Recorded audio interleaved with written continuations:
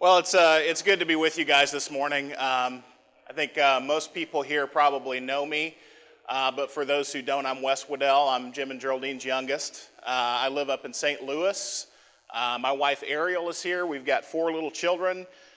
We've been in St. Louis area for about 4 years. We're with the Crossings Church out of Wentzville, and we've got a pretty neat, dynamic church up there. It's a church plant, and we're actually planting other churches. And so it's been a real blessing for us to be there, and we've been getting trained the last 4 years to eventually go on a church plant ourselves. So that's kind of what we're into. But I was asked to come today and speak on a pretty tough topic, the topic of childhood sexual abuse. And so that's why it would be good, for the kids not to be here, because some of the stuff we're going to talk about in here this morning, it's kind of an adult topic. And I noticed when I was walking in, I couldn't help but see this big sign out here that said, I'm entering a safe place. How many of you guys, when you came here for the first time, you saw that and that was comforting to you? You're just like, wow, okay. And so you can come in here, you can be transparent. That's good, right? And that's kind of the way God is presented to us in the form of Jesus. He's not as scary as maybe the Old Testament depiction of God. We can approach him, we can have this personal relationship with him, but at the same time, the Bible says about Jesus that he's the same yesterday, today, and forever. About God, he's the same yesterday, today, and forever. So while we have this picture of Jesus and this approachable person, I think it's important for us to clarify God is safe for us so long as we approach him the right way. Can you amen that? Because if we come to him and we're humble, and we're willing to surrender, and we're willing to bow before his throne, that's safe. We're in a safe place. He's going to welcome us. He's going to embrace us. He's going to create us to be the people. He's going to help us become the people we were created to be, rather. But you know what? If you approach him shaking your fist, and you're stiff-necked, and you're rebellious, and you're going to continue being your own God, and you go to God that way, is that safe? It's not safe. So let's make clear here, we're entering a safe place so long as we enter this with the humility and the attitude that God is God, I'm not. And it's really, really easy to not do that, isn't it? Especially when we're talking about a topic like sexuality in the day and age that we're living in today. Who's been watching the news? The big debate in the news right now is, what if I feel like a woman? Can I go into the women's bathroom if I'm a man? Huge debate right now with Target. Guys, is this not kind of silly? Now look, and I'm not insensitive here at all. I'm in San Francisco before I moved to Missouri. My first Bible study was with a transgendered person. I don't have hatred in my heart for people that have that struggle. This guy, his name was Frank. He was a 65-year-old man who was taller than me. He was about 6'4", but he had 36C breasts. And he wanted to know how to follow Jesus. And God intersected our lives together, and I was the guy, along with a friend of mine, who sat down and opened up the scriptures with this guy. You want to know why he did what he did? Because he grew up in a home where he was being sexually abused by his father. He was being sexually abused by his uncle. They were also Catholics. He was being sexually abused by his Catholic priest. He was an altar boy at their church. At the age of 12, he ran away from home. He became a homosexual male prostitute in Las Vegas, where he smoked crack and sold his body so that he could feed his drug habit because of all the pain that he was trying to self-medicate. Around the age of 18 or 19, he ended up getting off the streets. He ended up going to college somehow. He got a degree in accounting. He tried to be straight. He got married to a woman in his 20s. He had 3 kids by her. The whole time, what she didn't know is that he was still sneaking out and having homosexual relationships, affairs with other men. She eventually found out about it. She divorced him. And he, being raised Catholic, who believed in God, thought, the only way God can love me is if I stop being gay, if I stop doing these things that I'm doing, but I can't do that. I can't control myself. And so guess why he had a sex change, guys? So that God would love him. because he thought if I can just change my gender and be a woman, I can be with a man, and then God will love me because I won't be gay anymore. And here I am studying with this guy. He's had 6 surgeries up to this point. He's about to have the last one to remove his penis and replace it surgically with a vagina. And here I am. This is my first Bible study in San Francisco. I'm supposed to teach this guy how to follow Jesus. And you know what they don't teach you how to do at Harding? Handle situations like that.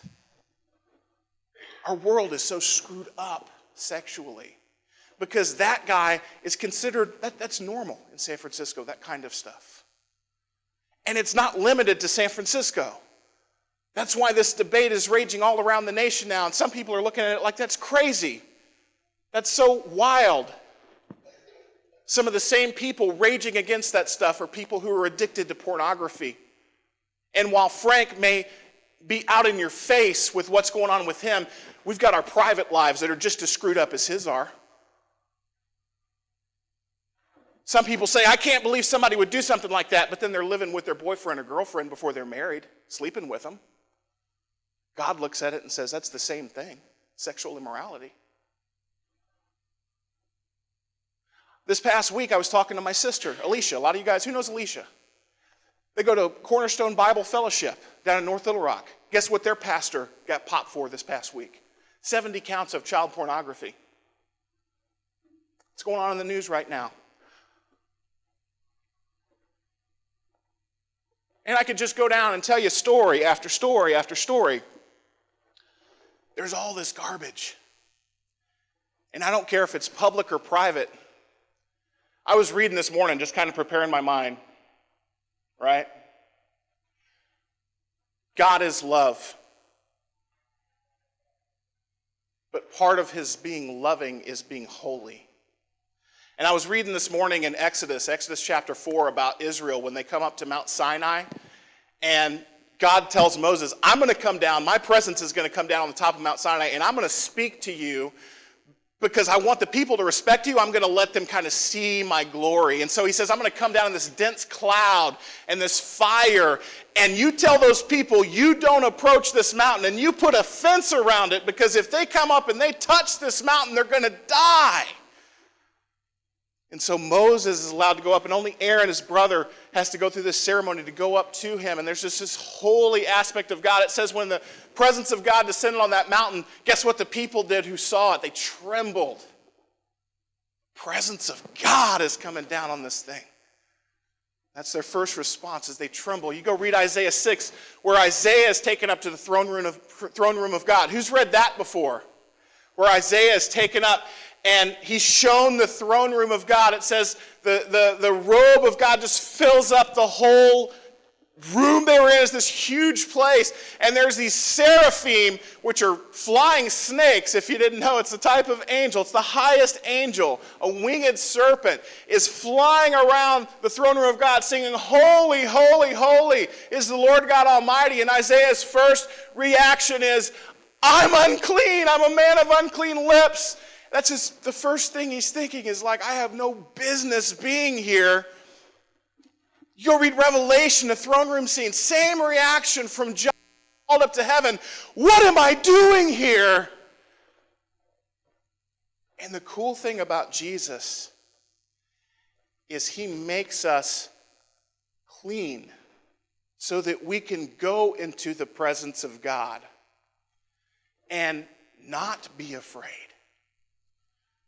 But so long as we hold on to this rebellion, we're not going to be clean. I got one scripture that I want us to look at together. Look at Revelation 21.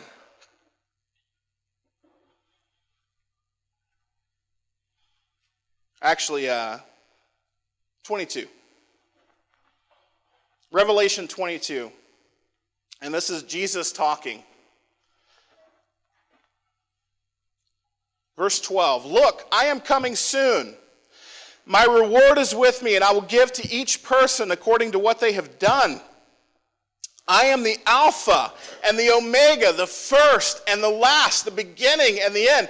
Blessed are those who wash their robes, that they may have the right to the tree of life and may go through the gates into the city.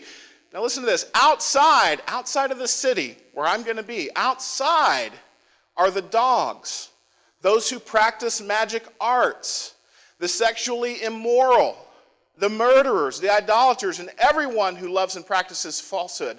I, Jesus, have sent my angel to give you this testimony for the churches. I am the root and the offspring of David and the bright morning star. Guys,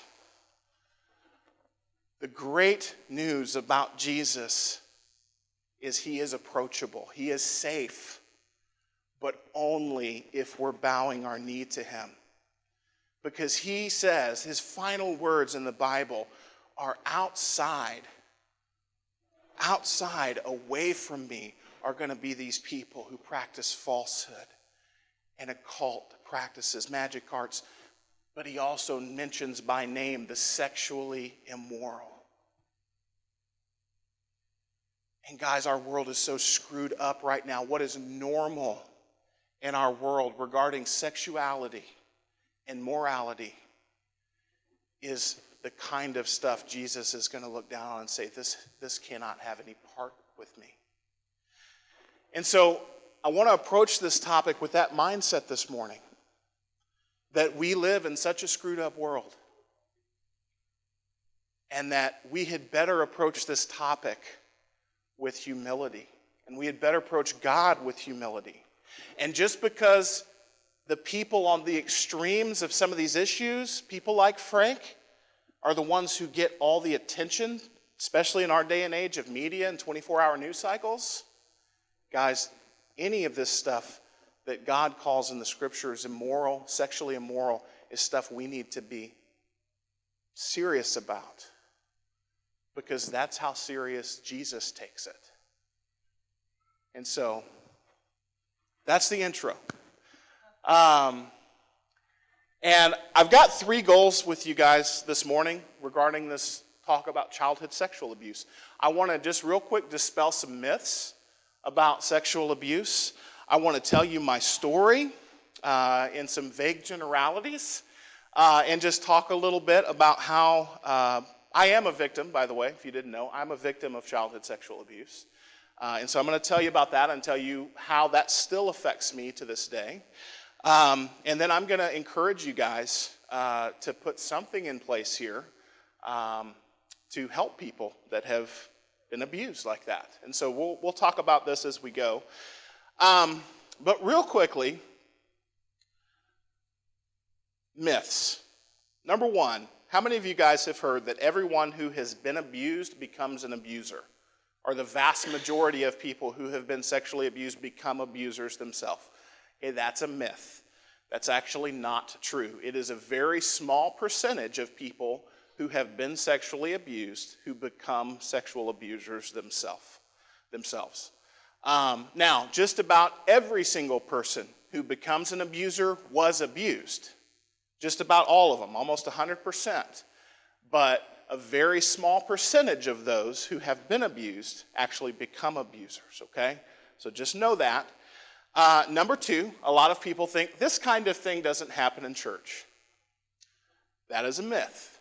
The truth is, it happens all the time. And people also say, well, we shouldn't talk about this kind of thing in church. Again, that is a myth. I've got friends who have dealt with this issue for years. They've talked to ministers who say, we have a church in St. Louis, the Crossings. We have a pretty open environment. Our minister there, Robert Cox, was abused.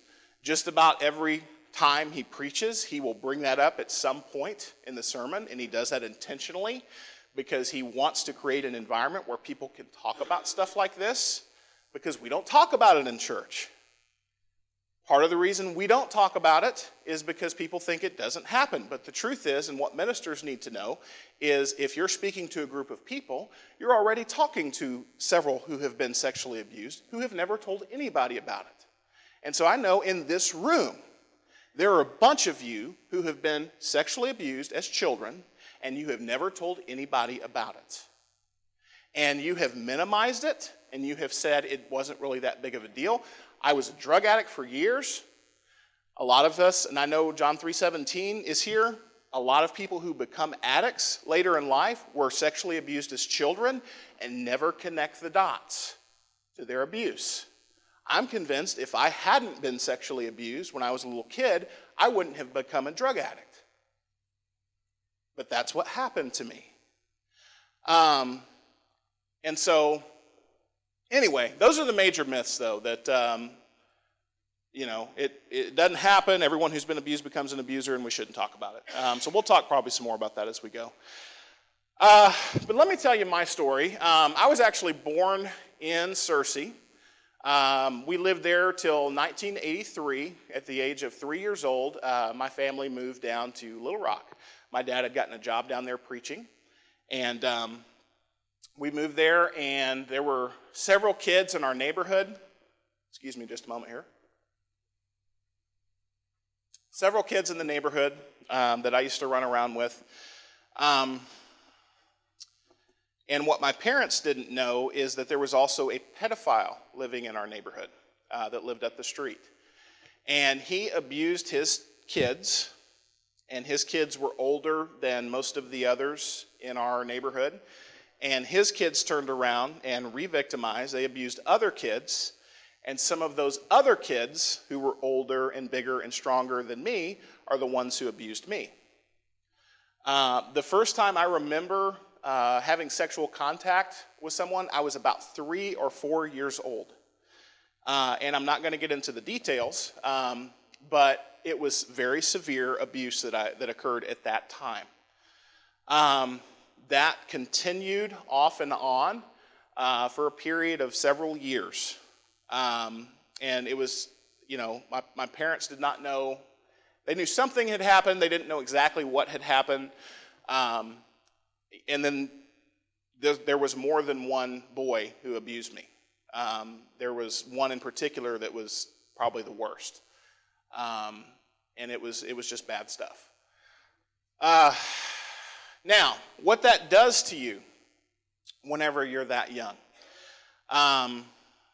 For me, I remember as a 4-year-old thinking that something was inherently wrong with me. And I remember my behavior changing at church. I went from being this good boy, this good kid, to the kid that was kind of mean and mean-spirited. And I started hitting other kids and just being really mean to the other children around me. And that's because I had this anger inside. I didn't know how to express it, but I had been violated. And I had this anger that I just carried around with me as a small child. And it was I just thought I was bad. And so since I was bad, I was going to act bad. Because that's what I was. It wasn't that something bad had been done to me. It was that I was bad. And another thing with sexual abuse is your body is going to do what it was designed to do.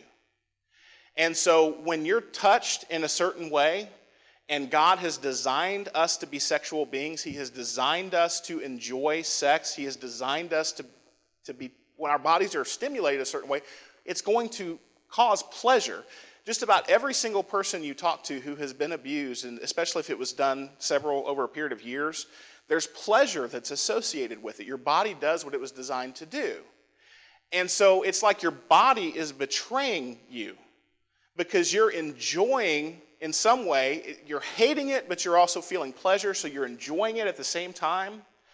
And you just feel like if I'm enjoying this, then I am definitely bad. I'm dirty. I'm ugly. I'm disgusting. And you internalize these messages about yourself where that's what, sorry.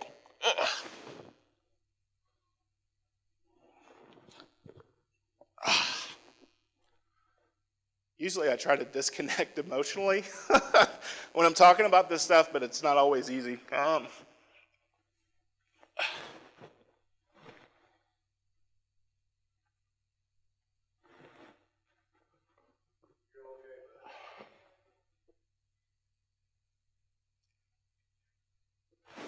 Okay. You just feel that way about yourself, like you're a piece of trash. And you act the part when you feel that way about yourself. You act the part. And so here I was, 3 or 4 years old, and this abuse occurred and then went on until I was 6 or 7. And it took away my innocence. It took away my childhood in a lot of ways. And it was bad. David, I'm glad I didn't blow snot on you because I came close. Okay, maybe that'll be the only episode. I'm sorry, it's when I was looking at you girls over here that are tearing up because I know what's going through your mind. Yeah. We'll be okay. All right. So, I was homeschooled starting in about the 2nd grade, and they did something weird with our school system down in Little Rock, which wasn't the best to begin with, where I changed elementary schools and was going to a really bad school, and so Mom decided to pull me out and homeschool me. And so I was homeschooled from the 2nd grade up to about the 8th grade, and I went back to regular school when I was 12 years old at Central Arkansas Christian. A lot of you guys are familiar with CAC. I went to CAC, and remember now, I'm already a kid that just thinks I'm a piece of trash. And I'd never told anybody about this. I'm a kid who had started having sexual fantasy when I wasn't being abused at the age of 4, and that's not normal. And so I had like this secret life. I discovered masturbation when I was 9 or 10. And I had this I felt like two people almost. Like here's the good boy that I'm going to present to everybody, but here's this secret guy that I am, that I'm going to hide, that I can't let anybody see, because if I let anybody see how disgusting and dirty I really am, nobody will love me. And so I learned to hide as a little kid and not show this other guy to people. And so here I've got all this stuff internally going on with me. As a 12-year-old, I go to regular school, and what happened that got me attention from my entire class is Mom accidentally put her chick jeans in my closet. You guys know chick jeans, Kmart chick jeans. It says chick real big across the rear end. Yeah, well, she accidentally put those in my closet, and we had our first game day in junior high, where I was going to get to wear my football jersey and wear it to school, and I'm a big, tough football player. This is going to be awesome. We got our first game. And so I put on what I think are my jeans for school. It's my mom's jeans. And I tuck in my shirt and put on my football jersey, and it says chick across the rear end. And nobody tells me at school. They're just telling me how much they like my jeans all day till the end of the day. Then I figure out, when I take my pants off to put my football clothes on, I'm like, what is this? And everybody sings, "You Make Me Feel Like a Natural Woman" in the locker room. It was terrible. And so here I am, this kid that already thinks I'm a piece of garbage, and suddenly I'm thrust into this situation where I'm surrounded by people my own age who are now telling me I'm chick boy, and I'm, what's wrong with you, and all this other stuff. Well, I already think something's wrong with me. And so it was just a horrible, horrible experience. And I got made fun of my whole 8th grade year, because that happened like the 2nd week of school. I got made fun of incessantly, every day, relentlessly, the whole 8th grade. And I thought very seriously about bringing a gun to school a couple times and shooting the people that were making fun of me. That's how serious and angry that I was. I was already an angry little kid. And for something like that to happen, it just exacerbated all this stuff that was internally going on with me. And so I just snapped eventually. And I was like, okay, all this stuff. Remember now, I grew up going to church. I knew the 10 Commandments. I knew the Bible. I knew the teachings of Jesus. My parents raised me in a good home. They taught me about Jesus. They taught me about God. They didn't know all this other stuff that had happened to me. And I wasn't about to tell anybody about it, because that was my secret, and that would mean being exposed. And so I wasn't going to do that. I decided, though, after that experience at CAC, that all this stuff that my parents had taught me wasn't working in the real world, and that I needed to let this other guy that I'd been keeping hidden out of the cage. Not all the dirty stuff that had happened to me, but just the stuff I felt, like the anger and the hatred and the rage and the, I'll kill you if you mess with me kind of mentality. And that's what I did when I was that age. Guys, that's when I started using drugs. I didn't become an addict because I wanted to do drugs so much as I just wanted to stop feeling. And I started self-medicating with drugs when I was 14 or 15. I became known as a pretty violent dude. If you mess with me, I'd hit a growth spurt around that time. I would just beat you down. And so people eventually quit messing with me. And I kind of had a reputation for that. I eventually was accepted by my peers in high school. But guys, I was a totally different person. And any of you that knew me around those years, I was not a good kid in terms of the way I acted and the way I behaved. I eventually got kicked out of CAC. My parents moved me back up here to Searcy. I graduated high school just hating life, and I went to college and turned up the drug use. I got into the radio industry because that was an industry that was going to allow me to continue doing kind of whatever I wanted. I had no thought of God. I had no interest in any of this Christian stuff. I hated Christians. I hated church. I hated being around these hypocrites that claimed to follow Jesus. It was just all a bunch of garbage as far as I was concerned. It was a fairy tale. And it wasn't until I was 23, and guys, it was just my whole life was a downward spiral. Up until then. When I was 23, I finally hit rock bottom. And I had lost several jobs. I'd been fired from a radio station in Memphis. I'd been fired from a radio station in Little Rock. I was working at the Little Rock Dragway calling races. And I would take the couple $100 that I'd gotten that weekend. It was just a Friday and Saturday job. I'd take it and I would literally set aside a $5 bill for food. And I would go down to Wendy's and I would buy a burger off the dollar menu, and that was my meal for the day. And then the rest of that $195 or whatever, I would just blow on marijuana and cocaine. And I wasn't even paying rent, or bills. I literally set $5 aside for food, and then $195 marijuana and cocaine and cigarettes, and that was how I lived. And I was sitting on my couch one day. I'd run out of money. I'd run out of drugs. And I was seriously contemplating killing myself because I just felt like a piece of trash and life was nothing. There was nothing to look forward to. I had no desire or motivation to get off my couch and go get a job. I didn't even want to live anymore. I was so tired of this pain and all this darkness that I was carrying around with me that I wanted to kill myself.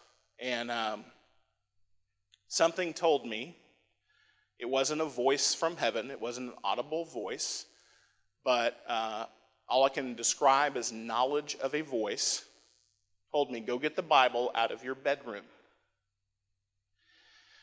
And that was weird. I wasn't high. I was like, okay. And so I went and got this Bible out of my bedroom that I'd had stuffed in a box that I had never opened except for when I ran out of rolling papers and I needed to rip a page out to roll a joint. That was literally all I used this Bible for. And I went and got this Bible, and I went and sat down on my couch, and I plopped the Bible down in front of me. And for the first time ever, I prayed. For the first time ever, really. And here's how the prayer went. I said, God, if you are there, if you're real, I don't even know if you're real, I'm going to open this Bible, and I want you to speak to me. And if you'll speak to me, I'll believe in you. But if this is gobbledygook and it doesn't apply to me, I'm just going to go kill myself. Because if there's nothing now and there's nothing later, if you're not real and there's nothing more to life than this, then I have no reason to live. And I opened up that Bible to Psalm 73, And if you're at CR tomorrow, I'll tell you more about that. But to make a long story short, that scripture spoke to me more loudly and clearly than anything else in the Bible could have at that point in my life. It described my life. And I've got 2 degrees in Bible. I've gone back and learned the original languages. I've read the Bible cover to cover a lot of times. I'm telling you, that is the only thing in the Bible that would have spoken to me that loudly and clearly, and that's exactly what I opened up to. And as I was reading that psalm, that same voice, not an audible voice, but knowledge of a voice, was repeating to me over and over as I was reading that through tears, I love you, I love you, I love you, I love you, I love you, I love you. And that's when I believed in God. And I did not know that a couple of days before that happened to me, my parents had gotten their whole church group together to pray for me. Specifically, that God would do something to make me believe in him. And then that happened. And before that, I had been completely closed off to anything God had to offer. But then that happened, and I was at least open. By the way, I tried that again, after I quit blubbering on my couch that day. I was like, I wonder if I flip this open again. This must be how this thing works. I haven't done this for a while. I flip it open to see what else he has to say, and it says, do not test the Lord your God. And I was like, okay, I'm not going to do that anymore. So I'm not recommending that as an evangelistic technique. That's not a good way to come to God. I think the Bible is real clear that he would prefer you not have to do that. Blessed are those who don't need to get knocked in the head like Wes Woodell. But that's what it took for me. And I didn't change immediately, but I was open, and God sent people and put them in my life that were able to study the scriptures with me, where I was able to take them seriously. And it was a few years after that before I fully gave my life to God. And it's never been the same. But you know what? I wasn't okay when I became a Christian. One of the things that childhood sexual abuse causes, as I mentioned, is that deep sense of shame, where you feel like something is inherently wrong with you. And what will kill you is not the abuse and the trauma that happened at the time of the abuse. What will kill you in your life forever is the way you deal with the pain associated with that trauma. Because your default is that first initial shame. Okay, I have to hide. Nobody can know about this that happened to me. Nobody can know how I felt when it happened. Nobody can know, this had to partially be my fault because I enjoyed it. And so that means I'm even more dirty and disgusting. Nobody can know the real me. And so you hide from the world. And then what you also do is you develop a deep-seated contempt for yourself and for other people. For yourself, because you're dirty and gross and disgusting. For other people, because other people are dangerous. And so instead of going through life like this, with your arms open, what you do is you go through life like this. And you don't let anybody get that close to you. Because then they'll see the real you. And your greatest fear is rejection. You don't want anybody to see the real you. And so what sexual abuse does on a practical level day to day is it kills your ability to have relationships. People who have been sexually abused as children, the worse the severity of the abuse, the more pronounced this is. But you can look back at your life and see a trail of broken relationships. And you can look at yourself and say, who am I close to really? Who knows the real me? And you look and you say, nobody. And so you're alone and isolated in the midst of a group of people. And guess what? When you're baptized, that doesn't just go away. What it also causes is, for a lot of people, a deep-seated sense of insecurity. Since you feel like something is so wrong with you, you feel like you have to prove yourself to everybody around you. And so what you do is you become either on one side an overachiever, or on the other side you fall into a pit of despair because you buy into the lie that you really are a piece of trash and you're not worth anything, so you just don't try anything at all. Or you become this person who tries everything and you're going to be the best at everything and you're going to look around and elbow and get in front because you compare yourself to people all the time. And you've got to be out in front and be the best. Because then you're proving, see, I'm not a piece of trash. Even though deep down you believe you are. That's why you keep trying to prove yourself. That was me. And so I became a Christian. And guess what I immediately started doing? Teaching Bible classes at my campus ministry. And guess what that did? That made me feel like I was somebody. Because I can get up in front of a crowd of people, and I heard the amen. This was not something to amen. I would get up in front of a crowd of people and think that I was better than everybody else. I was better than the other guys who couldn't teach as well as I could, who couldn't communicate as well as I could. I was better than the other guys who couldn't go out on campus and study the Bible with people and baptize them like I could. And deep down, I didn't believe that, but it made me feel better to try to prove that, because I wasn't just proving it to everybody else, I was really proving it to myself, because I still felt like a piece of trash. And so here's the thing, guys. This sexual abuse stuff, if it's occurred to you, the trauma and the effects of it don't just go away unless you deal with the root cause, which is that sexual trauma that occurred to you as a little kid. Until you get to the root cause and deal with that stuff, you're going to have you just baptize your idols. It's a good way to think of it. And, you know, it's like unrepentant sin you just carry around with you. And so for me, I became a Christian, and the unrepentant sin that I continued to carry around with me was this deep-seated insecurity and this feeling like I had to prove myself, which drove me to do things in the name of Jesus that were really about me and about me looking good and about me proving myself. And my motives, even though it looked good, my motives were ungodly. That's why Jesus will say to people in the end, Lord, they'll say, Lord, Lord, didn't we do all this stuff for you? And Jesus will say, away from you, I never knew you. Your heart was never mine. It was about you. Guys, that's one way to get there. And that's where I was. I'm nearly 36 years old. I've been in ministry for over a decade. I've worked for churches. I've preached all over the place. Guys, I just now started dealing with this garbage that happened to me when I was a kid, because I happened to be at a congregation where people talk about this stuff.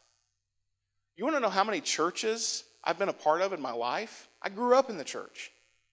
You want to know how many churches talk about childhood sexual abuse that I was a part of my whole life? One. The one I'm at now. Which is why I'm able to get help. And you want to know what wrecked my life last year? Getting help. Because for 12 weeks, I had to sit and look into my deepest, darkest past, my deepest, darkest secret that I'd never shared with anybody.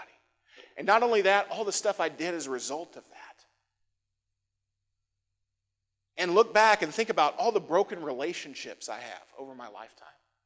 All the friendships I've ruined because of my contempt and shame that I've carried with me and never repented of. Which, by the way, it's a sin, guys. You are not responsible for what happens to you when you're a victim. You're not responsible for any of that. But guys, you do have a say, and you are responsible for how you deal with that pain. And just because you were abused doesn't make it okay for you to stay high the rest of your life. It doesn't make it okay for you to stay drunk the rest of your life. It doesn't make it okay for you to just do whatever you want the rest of your life because something bad happened to you. It's not okay, even though it feels right. But what God calls all of us to do is to be open and honest with one another. Because if you're carrying around darkness with you so deep that you feel like, I can't show this to anybody because it's so dark and disgusting and gross and nobody will love me if I show them this because nobody else has darkness like this. What's the truth is, guys, is the people around you, a bunch of them are carrying around darkness like this too, but nobody ever shares it because everybody's scared. But what drives out darkness? Light. And you know what light looks like in the church? It looks like us opening up and talking about the darkness and sharing what happened with us. Whenever you open up that darkness to the light, it makes it go away. It doesn't mean you're going to be okay. You will never be okay if you grew up being abused like I was. You'll never be okay. But what you can do is you can heal. And there's still going to be a scar. There's still going to be pain. There's still going to be issues. Guys, I still struggle with anger. Just out of nowhere sometimes. I still want to go get high when I have a bad day. That's never going to go away. But guess what? The Bible says, talking of Jesus, by his wounds we are healed. And guess what else? God can use your wounds to heal other people too. And so what I want to encourage you to do is embrace your story. And don't be afraid of the darkness you carry around. Expose it to the light. There are a bunch of you in here this morning that have been abused who have never told anybody about it. And guys, I want to encourage you you may not be ready, and that's okay, but be praying about this. Open up about this. Talk to people about this. Guys, it takes courage. If you can do it today, do it. Because what I found is that stuff that I was so afraid to share, that I minimized and said, that's not really that big of a deal. Turned out it really was. And that stuff that I thought wasn't affecting me at all was affecting me every stinking day of my life. And, man, if you'll open up and just share, there's more that will need to be done in addition to that. But I'm telling you, that will start the healing process. And that's the first step. And it's going to be a long process. And it's not going to be fun. It'll probably be the hardest thing you've ever done. But it's worth it. It's worth it.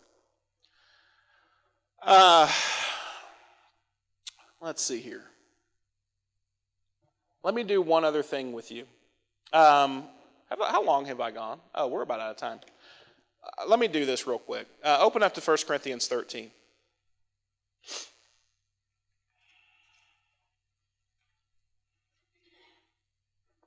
This is going to blow your mind. It blew my mind. It may not blow your mind, but it probably will. This is not original with me. I went through my counseling process with a lady named Janice Wade, who is a licensed therapist. I am not a licensed therapist. I am a victim, but I am going to be leading our support group for men up in Missouri, victims of childhood sexual abuse, starting in the fall. And so I've been getting trained for that, and I'll be doing some more stuff for that. But this is one of the things that we teach to people to show them how sexual abuse affects your day-to-day relationships. And like I said, the greatest fallout in dealing with the abuse is not the abuse itself, it's the way it affects your relationships. And the mind-blowing thing that I took away, and there was a lot, but one of the probably biggest things I took away from this class when I went through it was what's the opposite of love? Okay, most of us would say hatred, right? But the truth is the opposite of love on a practical day-to-day level is self-protection. When you're abused and you have this deep sense of shame and you want to hold people at arm's length, you're doing what? You're protecting yourself. You don't want to expose yourself. You don't want anybody to see your shame, to see the darkness you carry, right? Look at this. Love is patient. 1 Corinthians 13, starting in verse 4. Love is patient. Love is kind. It does not envy. It does not boast. It is not proud. It does not dishonor others. It is not self-seeking. It is not easily angered. It keeps no record of wrongs. Love does not delight in evil, but rejoices with the truth. It always protects, always trusts, always hopes, always perseveres. Love never fails. We've all read that, right? Lovely. We love it. It's love, right? What's the opposite of love? How does this show up on a day-to-day level? Look at this. It says love is patient. Well, self-protection is impatient. It's short. It's irritable. It rushes. Love is kind, but self-protection is unkind. It's rude. It's mean. Love does not envy, but self-protection is jealous, envious, discontent, covetous. Love doesn't boast and isn't proud, but, well, self-protection, you're dealing with that insecurity, so it brags, it's proud, it's arrogant. Love doesn't dishonor others. Well, self-protection answers harsh words with harsh words. It always has to win, always has to have a comeback. It manipulates and tricks. It has the last word. Love isn't self-seeking, but self-protection is. It's self-centered, greedy, seeks attention, and it's controlling. Love isn't easily angered. Well, self-protection makes you short-tempered, hot-headed, blow up. You'll be constantly sarcastic and cynical. Love keeps no record of wrongs. Well, self-protection keeps a list. It keeps score. It holds a grudge. It won't forgive because you're protecting yourself. Love doesn't delight in evil. Well, self-protection laughs at it. It thinks it's funny. It enjoys evil. Love rejoices with the truth. Self-protection lies. Everything's okay. It hides in the dark. It's argumentative, and it's not willing to look at the truth. Love protects, trusts, hopes, perseveres. Self-protection harms others in the name of protecting self. Self-protection doesn't trust anyone and is skeptical. Self-protection is hopeless and pessimistic. Self-protection is easily discouraged and gives up easily and quits. Love never fails. Self-protection always fails. If you go as someone who has been abused and suffered trauma, if you go look at the characteristics I just laid out of self-protection, and then you think back over your life, what's characterized your life?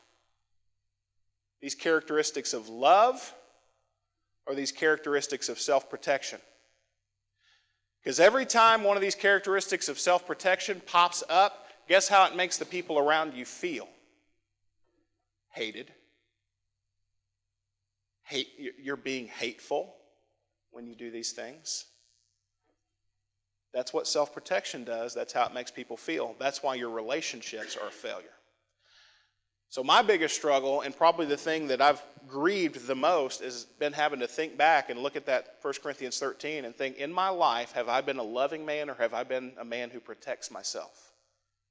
Have I been a man who displays these characteristics of love, or have I been a man who displays the opposite? And the truth is, 90% of the time, I'm displaying the opposite.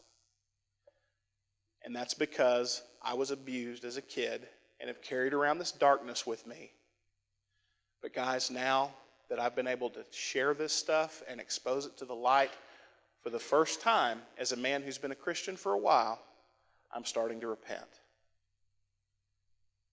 And so, last thing I want to share, real quick, the material we use in Missouri to help people deal with this stuff is written by a guy named Dan Allender, and it's called Wounded Heart: Help for Victims of Childhood Sexual Abuse. Dan Allender wrote several other books. He's a jacked up, messed up dude, and I have a love-hate relationship with him because going through that material is the hardest thing emotionally I've ever done. It's done in a support group with a leader. What I wanted to share with you guys today is if a leader would like to get trained to lead people through that material, I would like to talk with someone about that. Because especially since you guys have a rehab facility attached to the church, just about everybody that's going to come into your rehab program has had some kind of trauma. It may not be sexual abuse, but it's some kind of trauma in their past that you need resources to help people deal with. Because until an addict can get to the root cause of what is causing them to self-medicate and do all those things, you're probably going to relapse. And this coming from a guy who knows all about that. So anyway, that's all I had to share with you this morning. I'm going to pray real quick, and then if there's anybody that wants to come talk to me, do we do an invitation here? What do we do? I'm lost. We don't have to now. I'm not trying to. We'd like to do whatever you prefer to do. Okay. Well, let's take a vote. No, I'm just kidding. I'm going to hang out down here. If anybody wants to come talk to me, you can. If there's elders of the church that want to come up here, guys, if you want to come up here and get the conversation started. I know when we were at Tulsa, I had several people for the first time come and talk about this happened. I've never told anybody. Janice Wade, when she spoke over in the pavilion, she's one of my mentors. She had tons of people. Some of them, man, there were some ladies in their 70s that came up and for the first time, I mean, these ladies are in the twilight of life for the first time telling somebody, this happened to me when I was a kid. Never told anybody until you got up there and spoke. Janice talked about her abuse in Tulsa. Guys, it gets better. So I'm going to pray, and then I'll hang it up here if anybody wants to. Oh, we do the Lord's Supper? And then take a break and people come talk to you? Yeah, that's fine. I'm just working off the spontaneous. That's fine. That's fine. We will be spontaneous. Yeah, that's good. Well, I tell you, you want me to introduce the Lord's Supper? We have someone, so that do you? Go ahead with your prayer. Okay. We'll pray and then get in the Lord's Supper. And then you'll be available for conversation. Okay, sounds good. All right, let's do that. God, thank you so much for bringing us together this morning. Thank you that the church at Remmel is a place where we can talk about this stuff. This is a safe place. This is a place where we can be transparent. But God, it's scary. It's hard. Because when you open yourself up, not only is it scary because of the shame, there's this expectation that now I have to deal with this stuff. And I've made it this far without. And it's easy to fall into the trap of thinking it's easier to continue to hide. But God, the truth is, we will never be what you created us to be and who you created us to be as long as we're hiding in darkness. And Father, your light exposes the darkness. It vanquishes the darkness. It has victory over the darkness. You can't turn on a light in a dark room and the darkness overcome the light. It doesn't work that way. And so, Father, I pray for light to envelop the hearts of the people this morning here. I pray for light to expose and vanquish the darkness. I pray that we allow that to happen. And I pray all this in your Son's name.